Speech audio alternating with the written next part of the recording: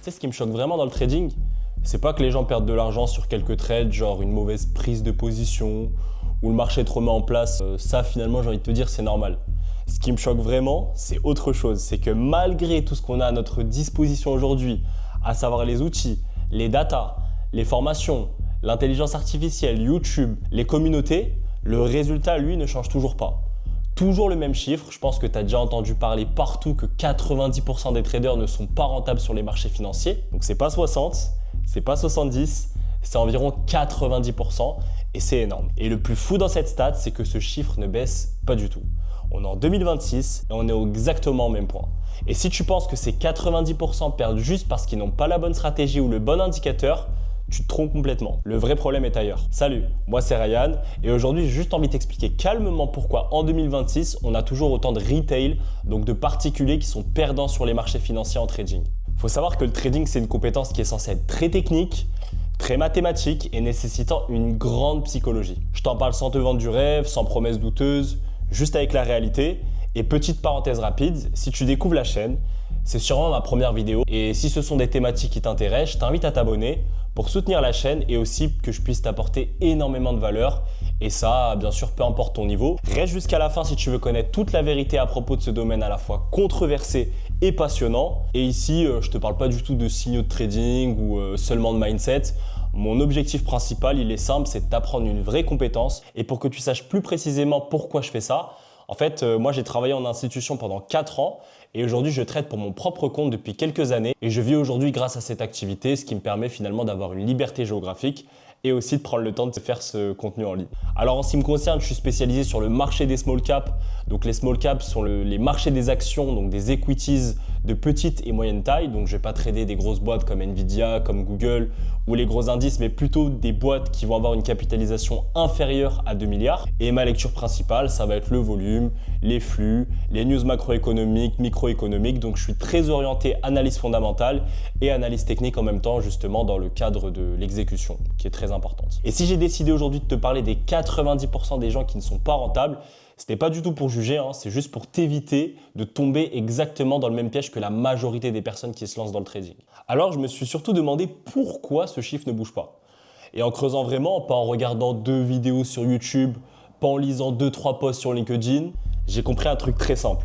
Les gens ne perdent pas à cause du marché de façon générale, ils perdent à cause de la façon dont ils rentrent dans le trading et souvent par la suite prennent de très mauvaises habitudes. Alors pour ce faire, j'ai listé les problèmes principaux. Alors le premier problème qui est un vrai problème, c'est les bases.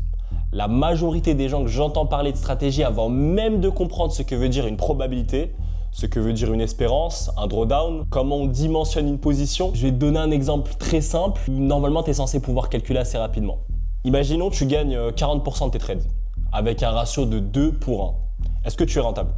Normalement, max, en 10 secondes, tu es censé me répondre. C'est un calcul de tête, franchement, c'est pas très compliqué. Et honnêtement, beaucoup de personnes ne savent même pas répondre à cette question. Et pire que ça, il y en a qui n'ont même pas réfléchi à tout ce calcul d'espérance de gain qui est super important, qui est vraiment la base du métier. Et si tu ne sais pas calculer pour être un bon trader, ça va être très compliqué. Après, je ne te demande pas de savoir résoudre des équations différentielles de 2e degré ou de 3e degré, mais au moins faire des approximations sur des pourcentages et aussi naturellement calculer des tailles des positions. Et derrière tout ce que je te dis, il y a un énorme piège. Ce que tous les débutants qui commencent à comprendre un peu le mécanisme tombent dedans, c'est l'illusion de compétence. Tu fais 2 bons trades, ok, allez à la limite un 3e.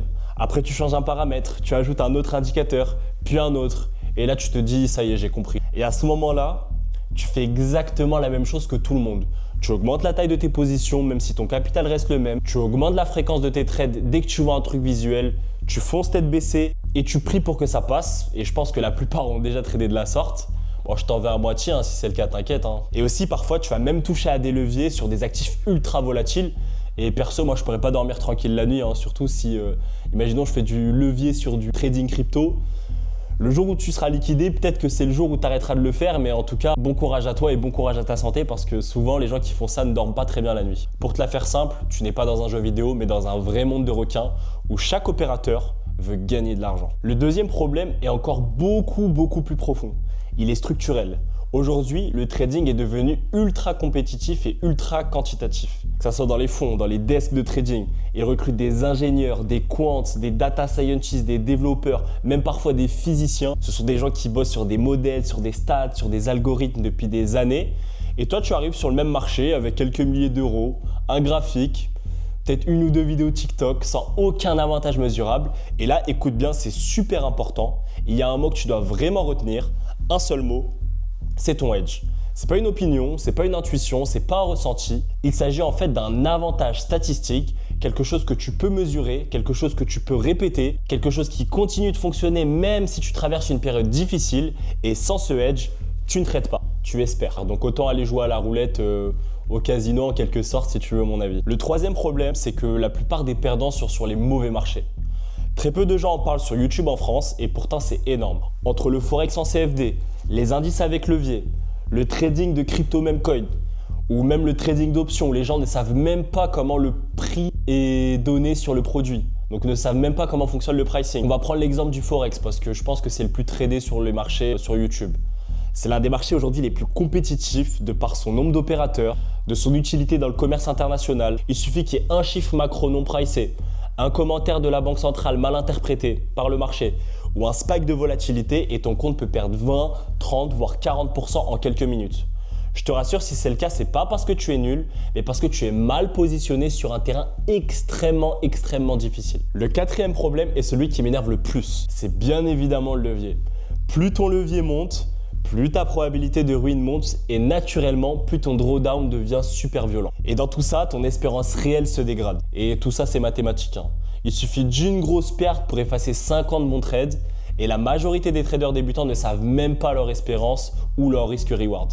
Ils regardent seulement le PNL, donc l'argent net généré, mais pas leur modèle ni leur stratégie. Le cinquième problème, c'est l'overtrading. 20, 30, voire 50 trades dans la même journée. Si tu veux mon avis, à ce rythme-là, tu rejoins mécaniquement la masse. Donc plus tu trades, plus tu vas payer des frais, ce qui est logique. Plus tu vas te fatiguer, plus ton exécution et tes décisions vont être mauvaises. Et là, on va arriver à un vrai sujet principal. Les traders retail qui sont perdants n'ont pas un problème de stratégie, ils ont un problème de cadre. Un cadre, ce n'est ni un setup, ni un pattern, ni une analyse graphique, ni une figure. Un cadre, c'est un système qui te dit « écoute là, ça c'est bon, j'ai le droit de trader ». Et surtout, là, j'ai absolument pas le droit de trader. Là, c'est interdit, c'est zéro, c'est nada. Un trader sérieux cherche d'abord des raisons de rester flat, pas des raisons d'entrer. Et ça, c'est un changement total de mentalité. Donc, il faut travailler ton mental et ta psychologie pour maîtriser tout ça. Autre chose super importante qui nécessite de la discipline, il faut surtout qu'en tant que débutant, tu journalises tes non-trades.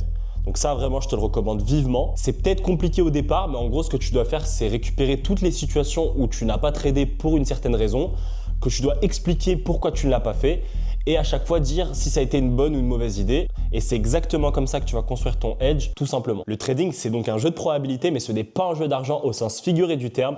Et la majorité des gens le traitent comme un jeu avec de la dopamine, sans cadre, sans edge, avec du levier, avec trop de trades. Le marché te doit absolument rien. Et celui-ci va récompenser seulement ceux qui ont un avantage réel. Et pour finir, si tu comprends vraiment pourquoi la majorité perd, tu comprends déjà pourquoi une minorité gagne. Et ça, c'est super important pour démarrer. En tout cas, si tu veux du trading sans cinéma, sans bullshit, je t'invite à t'abonner à ma chaîne. Laisse-moi en commentaire ce que tu en as pensé du format et on se dit à bientôt pour une nouvelle vidéo. À très vite, c'était Ryan. Ciao.